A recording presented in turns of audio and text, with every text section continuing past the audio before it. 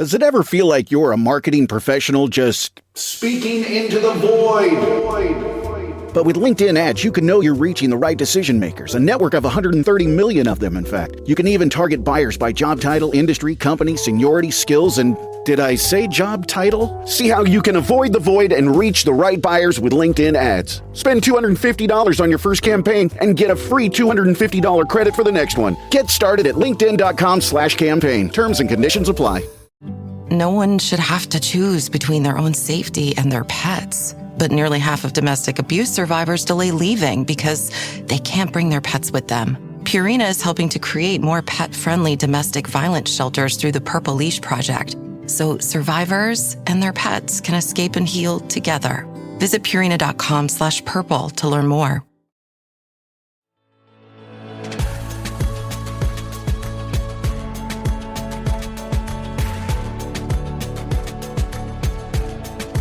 I am Nicole Khalil, and you're listening to the This Is Woman's Work podcast, which tells me that you're at least a little bit curious about what it means, what it looks and feels like to be doing woman's work in the world today.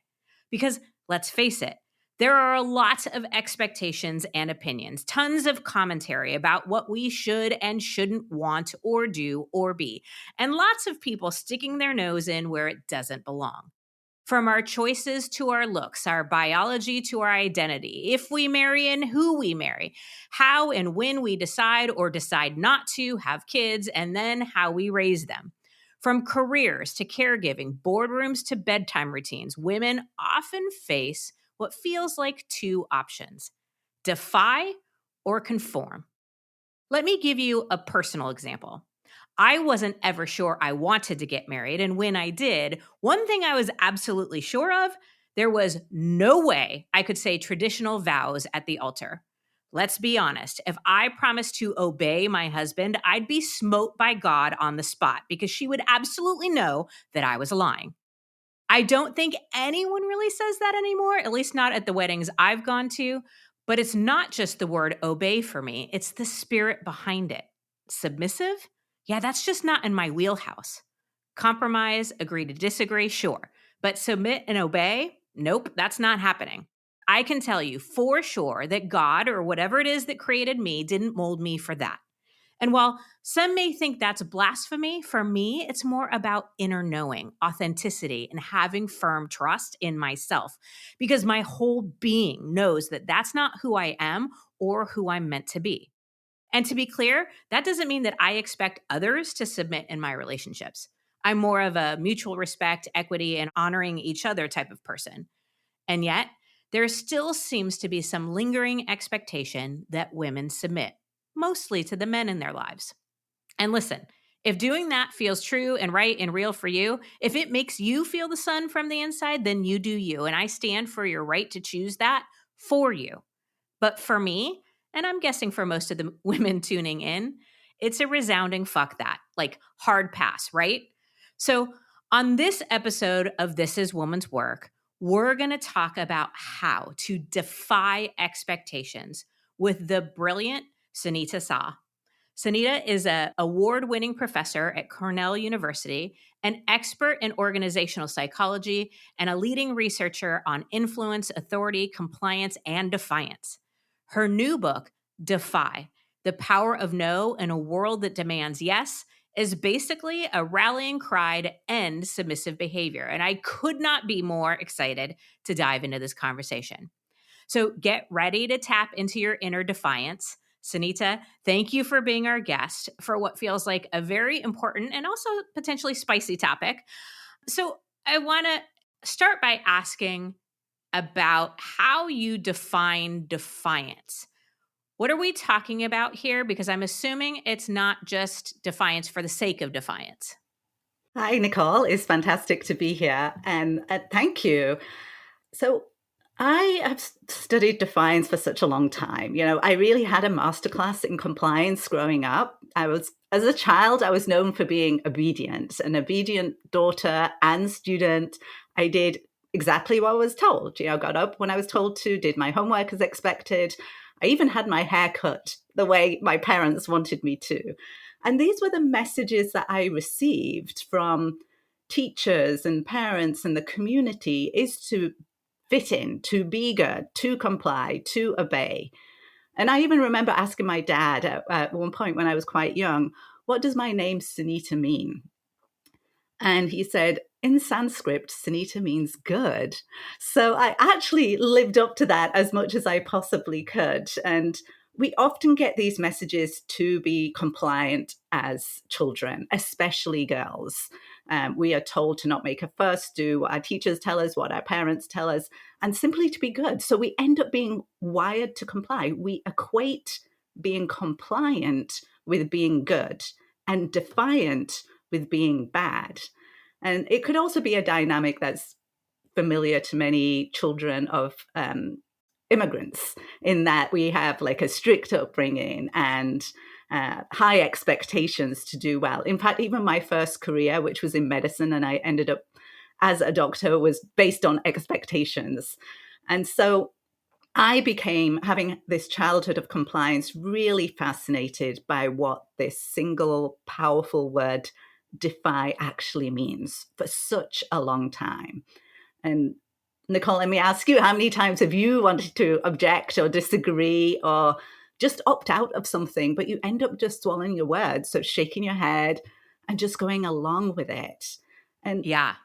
I mean, I think about the default yes all the time. If I'm not paying attention or being purposeful or strategic, I'm going to say yes before I even think about it. It just flies out of my mouth. And Sunita, I have to share too, as a daughter, firstborn daughter of two immigrant parents, mhm, obedience, compliance, being good, living up to expectations, and what ultimately turned into perfectionism for me was the name of the game. That's how I thought I was supposed to function in the world. So right, everything you're right. saying is on point. Yeah, because we get trained. We get trained to be compliant. We don't get trained to be defiant. And that's why it becomes so difficult. And it can really cause serious problems. So when I delved into this further, I found that one survey, for example, found that 9 out of 10 healthcare workers, most of them nurses, did not feel comfortable speaking up when they see their colleague making an error. It's 9 out of 10.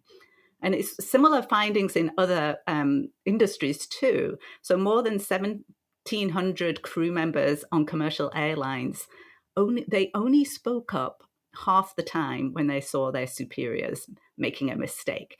So these could be life or death situations. And even when it's not, keeping silent when you know something is wrong or acting in a way just to comply with other people and disregarding your own values, it can be soul destroying. And I started to wonder, is it sometimes bad to be good? What do we actually sacrifice by always trying to be so compliant? So I spent a long time looking at this, studying influence, advice, authority, running experiment studies. And what I've found that is crucial and really changed how I think is that we misunderstood what it means to defy. And that's why I came to this revelation that we do need a new definition for defiance. So the old definition is that to defy is to challenge the power of another person. It's to resist boldly or openly. Whereas my definition, my new definition, is that to defy is simply to act in accordance with your true values when there is pressure to do otherwise. So we actually reframe defiance as a proactive, positive force. And in society too, because our individual acts of consent and dissent build up to the society that we live in. So it affects our lives, our communities, our workplaces. And that's why I'm so passionate about this. Okay, so I love your new definition. It feels true and right and real for me because, as you mentioned before, being compliant or obedient can also be soul destroying if you're doing it to be people pleasing or for others' sake and not being true to yourself. That's usually where, Yes. if something felt true to me and it fell into the category of being compliant, like great, like who cares? It didn't bother me in the least. It was when I was going against my own values, my own truth, what felt in my inner knowing the right course. It was when I went against that I Yeah. did the most amount of internal damage and frankly didn't go all that far externally either. Right. So, based on that, I would imagine values are very important when it comes to defiance. I would imagine step one is knowing what our values are. Right.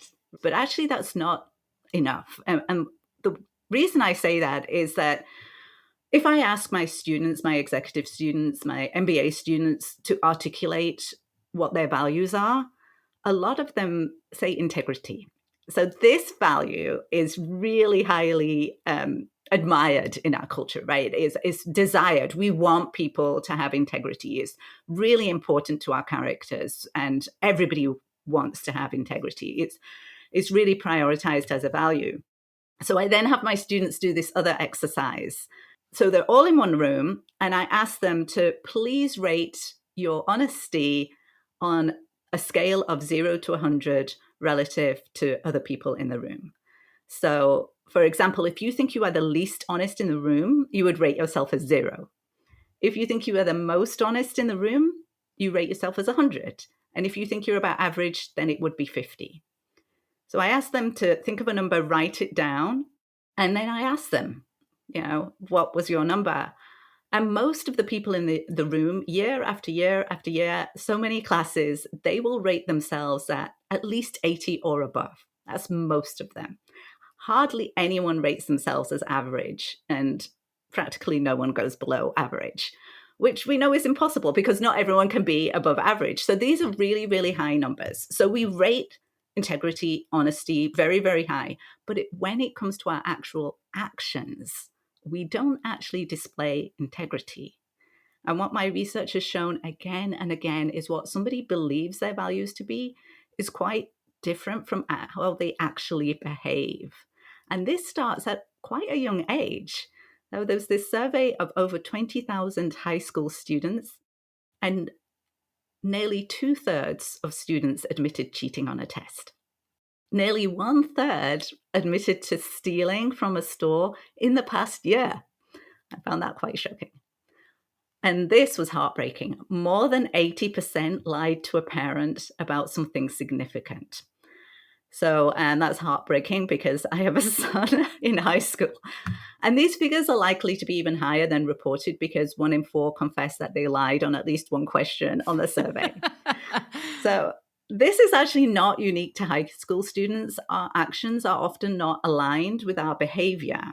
And I've learned for so many of us, the distance between who we think we are, like our values, and what we actually do is enormous.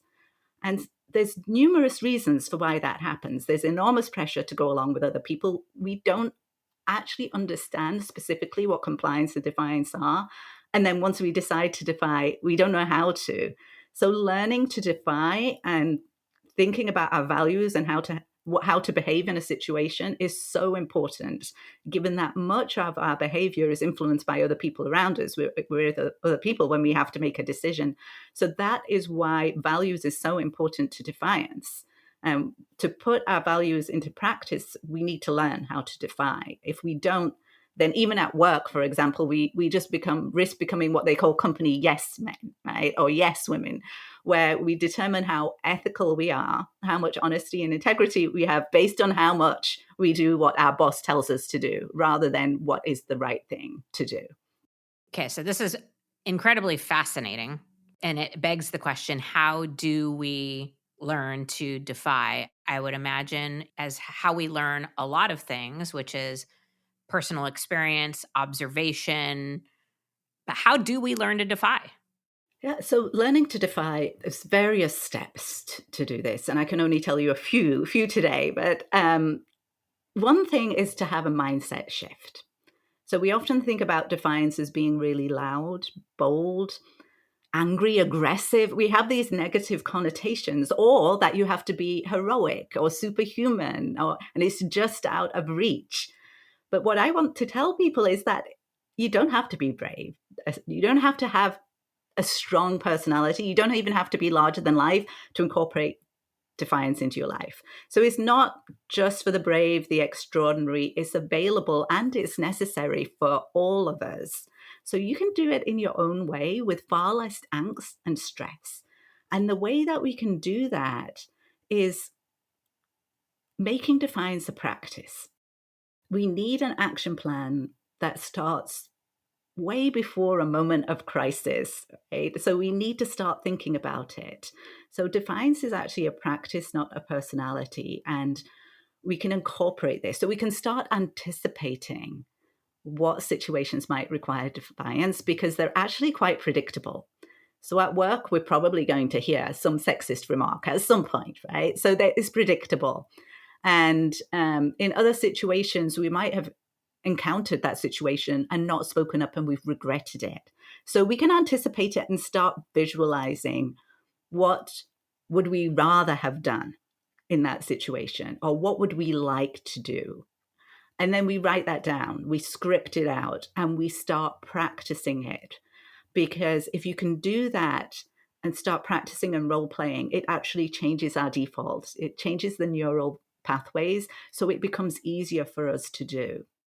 And there's a really great quote that's often attributed to Bruce Lee, but it actually comes from a Greek poet that says, under duress, we don't rise to the level of our expectations, we fall to our level of training. So that's why making defiance a practice is really important. And starting there, we can start with a small acts of defiance and then build up. You know how we're supposed to drink a bazillion ounces of water every day? Cute idea, but between work, life, and trying to remember what day it is, hydration doesn't always make the cut, which is why I love Cure. Cure hydration packs make it simple. Plant-based electrolytes, no added sugar, just 25 calories, and it hydrates better than water alone. And you know I love me some efficiency. My favorite flavor is lemonade. It's light, clean, and doesn't taste like somebody dumped a candy store into your water bottle.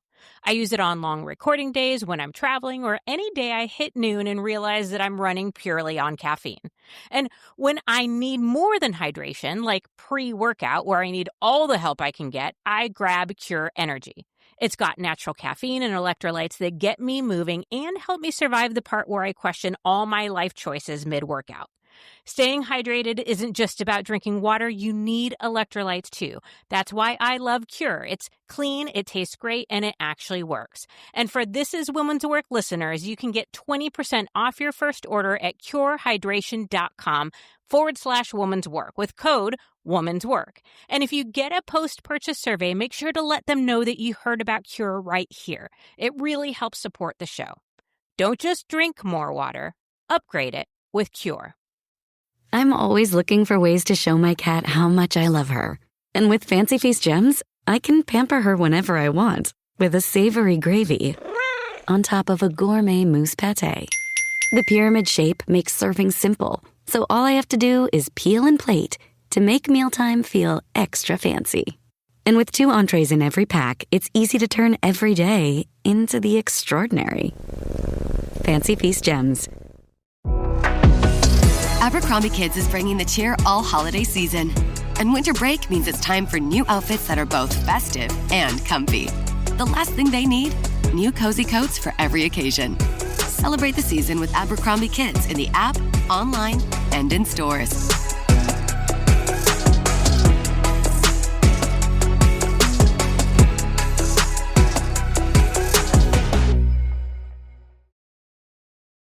Okay, so I want to recap a few things that you said because I think they're so important and speak to my experience as well. So, first, it doesn't have to be loud and bold. I think a lot of us think it needs to be a mic drop moment, right? And so, unless we have the right best words, we don't do anything, as opposed to it doesn't have to be that way. And we probably do have plenty of opportunities to prepare for. We probably have an idea of what's coming. And so having some things, I call it like in our back pocket, that we're just ready to pull out certain circumstances so we have something to say that we feel good about, that we've practiced and prepared. And like, how do we get good at anything, right? Practice. So Exactly. all good advice. And in your book, you provide a lot of examples of defiance, some personal, like your own stories, some historical, some from recent history, all types of examples. Could you maybe share one that you think would be a great example for us to hear about practicing defiance? Absolutely. So many of the stories in the book, well, all of the stories in the book have a different learning point. There's one that's really stayed with me. So I was quite young, about 6 or 7, and I was walking back home from the grocery store with my mum. And we had like a rickety shopping cart. So it's like a little, it almost looks like a little bag of luggage on 2 wheels. And it was quite a long way back home. And we decided to go through what we call in West Yorkshire in England a snicket. It's just a narrow alleyway. So we decided to go through that to cut down the time. And in that alleyway, there were about 5 or 6 teenage boys, and they blocked our path. And they started shouting out some racist comments and go back home. And my reaction was instantaneous to that. Having grown up so compliant, like, first of all, I grabbed my mum's arm. I averted the gaze. I didn't look at them. I looked down. And all I wanted to do was maneuver as fast as possible through the boys to get home. And my mum, who is quite small, she's petite, she's 4'10" at most. She was wearing her blue sari. She had her hair in a single plait at the back. And I had very much, if you think about compliance and defiance as binary, which I've found that it's not, I had neatly put her in the compliant box. So in terms of marriage that we were talking about at the beginning, my mum did everything. She did the cooking, the cleaning, the laundry. I did see her as subservient and very, very compliant. But that day she did something different, which surprised me. So she stopped and she said a single sentence, which I think is a powerful sentence that we can all use. What do you mean? She looked at the boys directly and she said this, what do you mean? And I had fear rising in me at that point. So I grabbed my mum's arm even tighter and I whispered to her, come on, Ma. And she shook me off and she put the shopping cart upright vertical and she went, no. And then she looked back at the boys and she said, what do you mean? You think you're such strong, tough boys, yeah, being really strong. And she just started telling them off. And I couldn't believe what I was seeing. And the boys, they started looking at each other. And then one of them said, let's go. And they dispersed. And my mum grabbed the shopping cart and she started walking really fast home through the snicket. And I stood there frozen, just looking at her like, what just happened? And then I ran to catch up with her. And why this story has stayed with me so much is that we often learn about compliance and defiance when we're growing up. And what this really taught me is that anyone can be defiant. Even if you are compliant every day, that doesn't make, it's not a personality, it's a practice, it's a skill, and we can all choose to use it. My mom had probably encountered those boys before, and this time she did something different, maybe because I was there.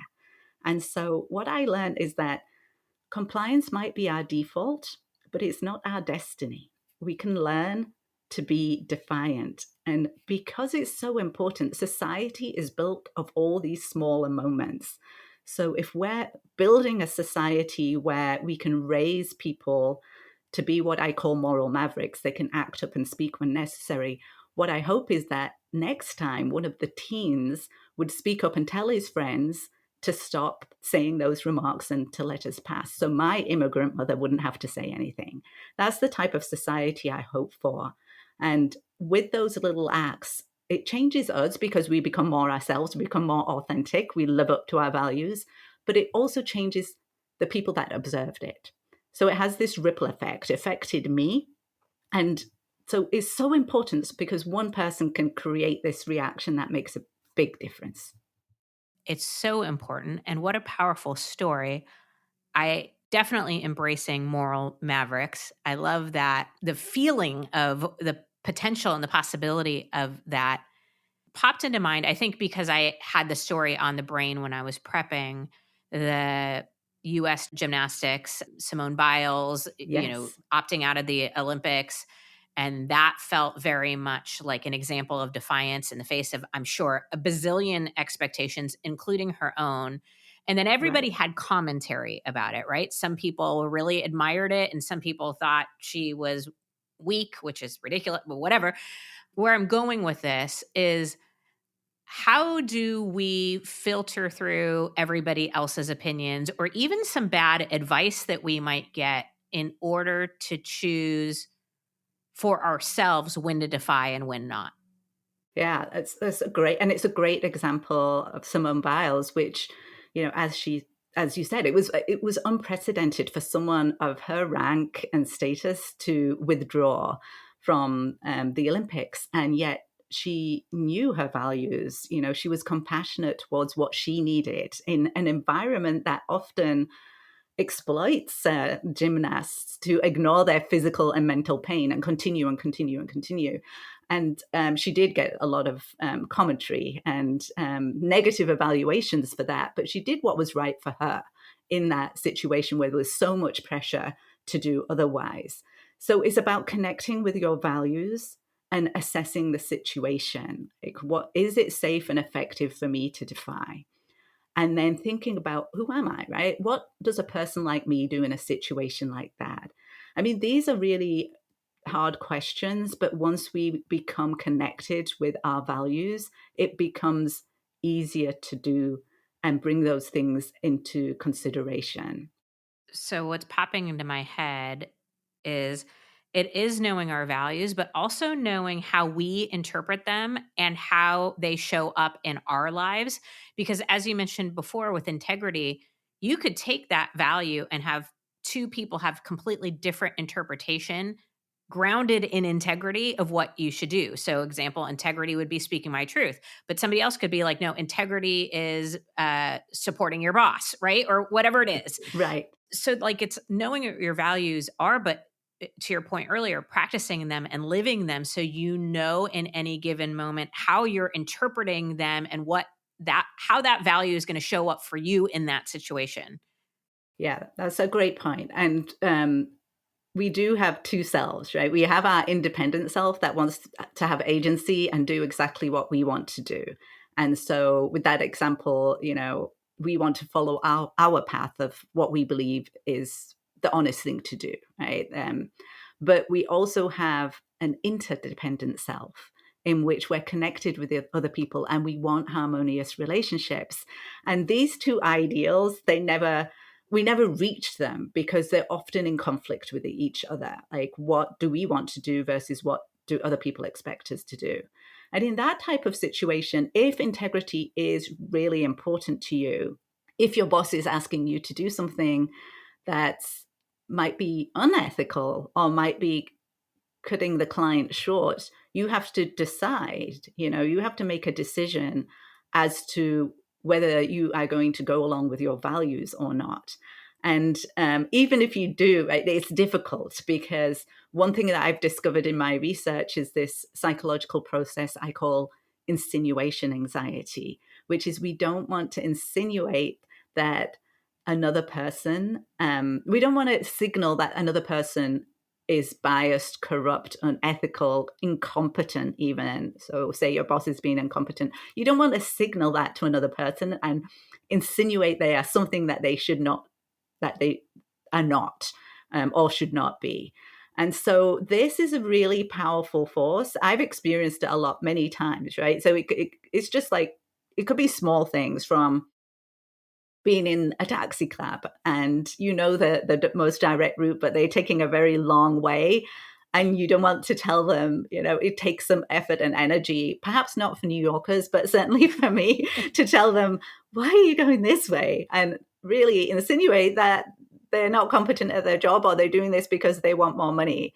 It's like why you tell the hairdresser that you like the haircut, even though you absolutely hate it. And one of my friends told me a story about when he went to get a massage in New York City, and he was hoping to have his lower back pain mitigated from having this massage. And he went in and the room was just so lovely with candles and scented. And he sank down on the massage table. And then the massage therapist came in, and the first thing they did was that they rammed his elbow into his back, like with such force. And he that continued during the whole massage. He never once said, this is too much. And he went home he had bruises for 2 weeks. And his wife asked him, this doesn't sound right. Why did you not say anything?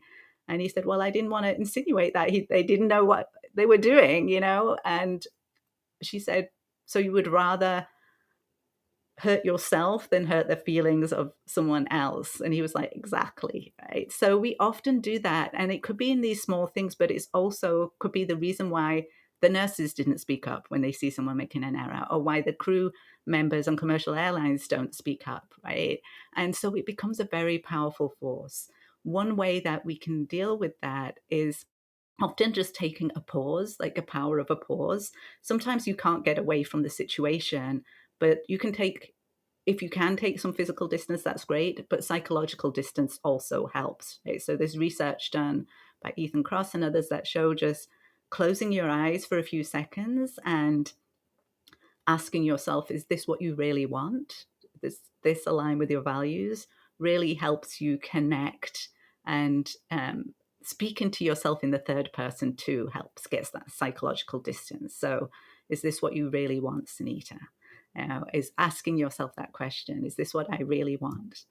And then that gives you the connection with your values and enough energy to think about, what's the next step? Now I need the ability to defy and figure out how I can defy without practice. So first, every one of your examples of insinuation anxiety, I have felt like every single one. So that is very real and alive, at least in me. And I love the idea of, the closing of the eyes and asking that question in the third person. It's something we can do anywhere, anytime. I often ask myself some version of, what will you feel best about on the other side? Right? Or like, which would you Right. regret more? Like when I'm in that, like, do I speak up or do I not? Okay. On the other side of this, what will I feel best about? Will I feel best that I spoke up, or will I feel best that I kept quiet? And I don't always have the answer, but more often than not, I have an inkling of which version of myself I will like better on the Right. other side. And I can use that a little bit more as a guide. I cannot let you go, Sunita, without asking this question, because it came up as I was preparing for this episode. Interpreting doubt as weakness versus a strength. Where does doubt play in to defiance? Because you kind of assume that it doesn't, right? Like if you're going to defy, you should be. I think think we should be certain. Right. Yeah, it's a great question. And one of the signals that you want to defy is tension, right? So often when we have doubt about something, which is one example that can cause tension, we think we're not worth the doubt. We just like push it away, right? This situation might not seem right to me, or I'm being pressured here. And we just push it under the rug, right? It's not worth making a fuss about. It's not worth making a scene. But we should listen to that, because that tension is the first stage of defiance. And there's 5 stages of defiance before you get to the final act of defiance. And that first stage, feeling tension, is very important, because that tension is a signal that you might want to defy. And it's an important, almost warning sign from your body, and it can manifest in different ways. So one of them is doubt, right? Oh, I'm not sure about this. I'm not sure what my boss has asked me to do. I'm not sure what this other person has asked me to do. But maybe because I've said it, it's okay. Maybe I should just go along with it. Rather than saying that listen to that. I mean, tension can also come up as anxiety, right? So I've described insinuation anxiety. And they're both of them don't need to be there. So sometimes you can be sure that you need to defy and you don't have any doubt. Other times you can feel a lot of anxiety, or you don't have any anxiety, but you have doubt, right? So they're different manifestations of the same thing, which I call resistance to resistance. Because we're so wired to comply, we often feel resistance when we need to defy.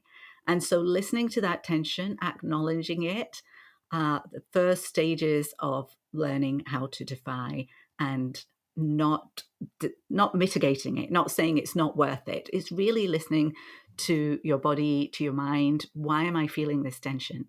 Should I be defying in this situation? Yeah. Okay, friend, I know you're wondering what are the other 4 stages of defiance, just like I am. And so you're going to have to get the book. So let me remind you again, the book is called Defy, The Power of No in a World That Demands Yes. You can grab it on Amazon, your local bookstore, wherever it is you buy books, but let's definitely get our hands on that. And you can also check out Sunita's website at sunitasah.com. We will put that and all other ways to find and follow Sunita in show notes. Thank you for an incredible conversation. I'm like amped up and super excited to defy in the best way and can't wait to dive into the other 4 stages. So thank you, thank you, thank you. Thank you. Thank you. This was wonderful. My pleasure. Okay. As we wrap up this episode, I want to remind you that we're not talking about rebellion for rebellion's sake.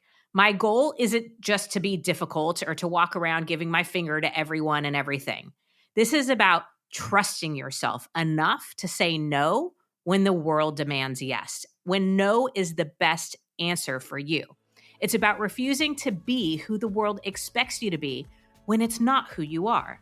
So whether it's standing up to societal expectations, breaking free of outdated norms, or just giving yourself permission to live authentically, know that defying doesn't make you difficult. It makes you true to your values and to the one person that you should always be true to, and that's yourself, because that is woman's work.